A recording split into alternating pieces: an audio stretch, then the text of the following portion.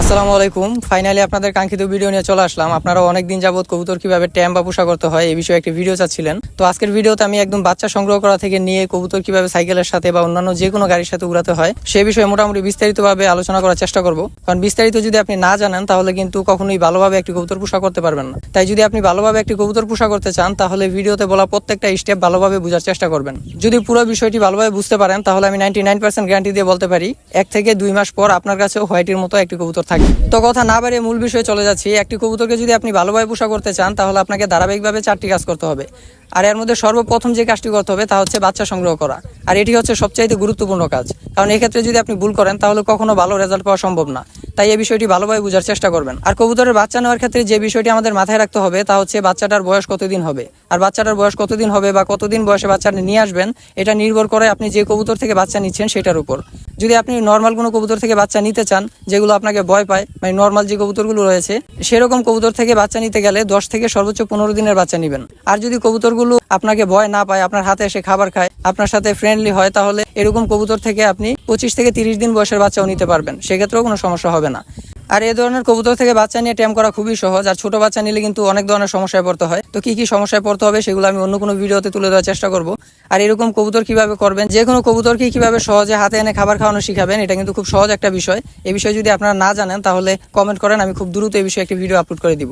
এই ভিডিওতে যদি সব বলতে চাই তাহলে কিন্তু ভিডিওটি অনেক বড় হয়ে যাবে। তাই ট্যাম করার মূল বিষয়গুলো আমি এই ভিডিওতে তুলে ধরবো, আর অন্যান্য বিষয়গুলো পরবর্তী ভিডিওতে আসবে ইনশাআল্লাহ। আর বাচ্চা সংগ্রহ করার পর আপনাকে দ্বিতীয় কাজটি করতে হবে, আর তা হচ্ছে বাচ্চাটিকে অন্যান্য সকল কবুতর থেকে আলাদা রাখতে হবে। আপনি যদি অন্যান্য কবুতর থেকে আলাদা না রাখেন তাহলে কিন্তু কবুতরটিকে আর ভালোভাবে ট্যাম করতে পারবেন না। আমি যখন হোয়াইটিকে ট্যাম করি তখন কিন্তু শুধুমাত্র আমার বাসায় হোয়াইটই ছিল, অন্য কোনো কবুতর ছিল না। আপনারা অন্তত চেষ্টা করবেন আলাদা একটা রুমে কবুতরটিকে রাখার, যে কবুতরটি আপনি ট্যাম করতে চাচ্ছেন।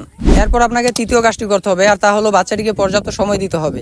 আপনি যত বেশি বাচ্চাটিকে সময় দিবেন ততই বাচ্চাটি আপনার সাথে থাকতে অভ্যস্ত হবে আর ততই ভালো পোষা হবে। এরপর সর্বশেষ আমাদের যে কাজটি করতে হবে 4 নম্বরে, তা হচ্ছে বাচ্চাটিকে প্রতিদিন ট্রেনিং দেওয়া লাগবে। আর বাচ্চাটির আচরণ কেমন হবে এটা আপনাদের অভিনয় করে দেখাবে আমাদের 2 বছর বয়সের হোয়াইটি। তো চলেন দেখে নেই কিভাবে বাচ্চাটিকে ট্রেনিং করতে হবে। বাচ্চাটিকে ট্রেনিং দেওয়ার জন্য আপনি প্রথমে খাঁচা থেকে বের করবেন, তারপর 4 থেকে 5টা দানা খাওয়াবেন। খাওয়ানোর পর আপনি কিছুটা দূরে সরে যাবেন। আর বাচ্চাটি যেহেতু ক্ষুধার্ত তাই দেখবেন বাচ্চাটি আপনার কাছে যেতে চাইবে। তখন আপনি সেখান থেকে বিশেষ কোনো নাম ধরে বা কোনো শব্দ করে বাচ্চাটিকে ডাক দিবেন। আর বাচ্চাটি যখন আপনার কাছে যাবে তখন আপনি আবার 4 থেকে 5টা দানা খাওয়াবেন। তারপর আপনি আবার কিছুটা দূরে সরে যাবেন। এভাবে বাচ্চাটি দেখবেন আবার আপনার কাছে যেতে চাইবে। তো এইভাবে স্থান পরিবর্তন করে করে বাচ্চাটিকে খাবার খাওয়াবেন কিছুক্ষণ। আর এইভাবে যখন প্রতিদিন 10 থেকে 15 মিনিট ট্রেনিং করবেন তারপর দেখবেন কিছুদিন পর বাচ্চাটি যখন উড়া শিখবে তখন আপনার কাছে উড়ে উড়ে আসার চেষ্টা করবে।